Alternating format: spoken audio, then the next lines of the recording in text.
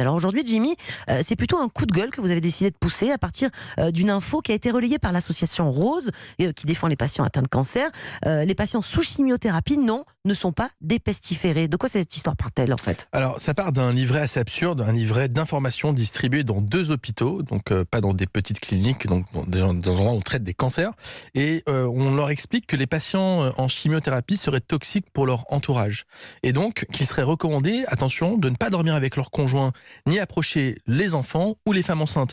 Comme si finalement on avait la tuberculose ou une autre maladie contagieuse, très contagieuse. Et puis je pense que la maladie est déjà suffisamment dure à vivre pour être en plus exclue de ses proches. Donc c'est vraiment totalement absurde et surtout infondé. Alors jusqu'où vont ces pseudo-recommandations dans ces livrets qui ont été distribués? Alors ils appellent ça le passeport pour une chimiothérapie responsable. Comme si finalement nous étions coupables finalement de ce qui pourrait arriver, qu'il faudrait avoir une responsabilité. Eh ben on leur explique qu'il faut ne pas être en contact avec des jeunes enfants, des femmes enceintes ou qui allaitent. Et puis on ne dort pas avec son conjoint durant les 48 heures qui suivent une chimiothérapie. Il faudrait aussi laver le linge sale à part, ne pas être mélangé au reste de la famille. Et on demande aussi d'éviter le contact avec les femmes qui allaitent. Bref, n'importe quoi. Et alors il n'y a pas de fondement scientifique, on est d'accord?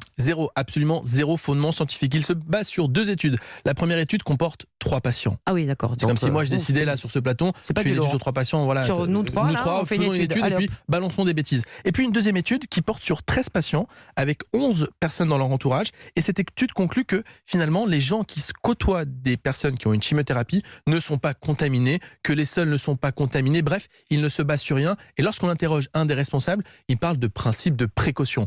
Bref, encore une fois, j'insiste, c'est vraiment une fake news. Mais la chimiothérapie, elle n'est pas excrétée quand même pendant quelques jours par le corps dans justement les urines ou autres? Si, exactement. Elle est excrétée, on le sait très bien, les patients le savent, les médecins le savent, dans les urines, dans les selles, dans le vomi, dans la transpiration. Mais après, on propose des règles de bon sens. Bien se laver les mains après être allé aux toilettes, nettoyer lorsqu'on le vomit, qui ne nettoie pas lorsqu'on vomit.